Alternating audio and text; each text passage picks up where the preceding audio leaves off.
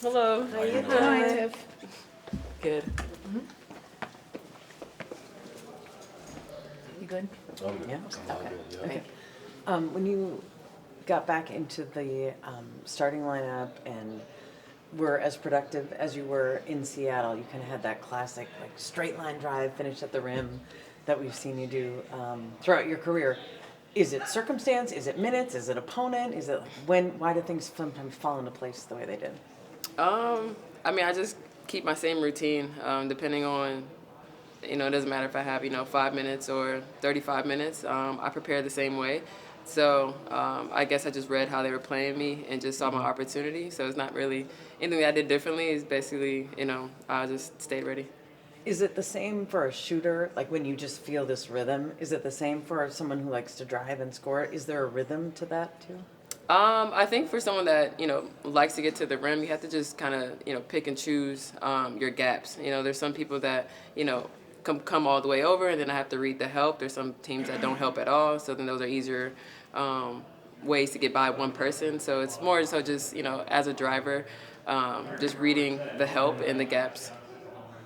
That's what I was just going to ask. Like, what for you is the biggest difference when you know you're going to be in charge of bringing the ball down the court, and how different is it to you than when you're the off guard and how you have to approach it? Yeah, it's a little different. I mean, I think they put me in that position just because I still have that same tenacity of able to get to the rim. So it's a different look than what you get with Lindsay, because she's more of a traditional point guard, and for me, I am more of an off ball guard, but at the one.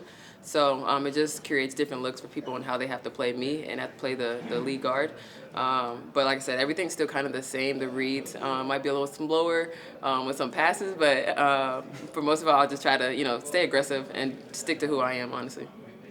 So I apologize, you've probably been asked this recently, but about your jersey retirement at USC, and you went there before it is what it is now, Yeah. and you helped usher in, this whole era. I mean, what does that mean to you to have that recognition before sold out crowds Yeah. and championships and all that? I mean, it's an amazing feeling, just knowing that I was a big part of that foundation and laying that foundation for a lot of the girls afterwards, and now seeing what Coach Staley's done with the program. And just like she said, just trusting her before, USC was that powerhouse that they are now. It just says a lot about who she is and what she was able to do at the University of South Carolina. And I'm just really thankful that, they were honoring me by retiring my jersey and recognizing what I've done too. Do you still talk with Dawn a lot? I mean, it feels like she has so many WNBA players. Maybe it's hard to keep up with everyone, but you still have a relationship with them? Yeah, that's another thing about Coach Staley is that she does keep in contact with all of her players, whether they're playing or not. We have a really good relationship. That's why one of the reasons I even chose to go there is because I felt like she cared about me a lot more than just if the basketball start bouncing today. She's always going to be in my corner and make sure people who went to that university was taken care of. Well, congrats. Thank you. Any further questions?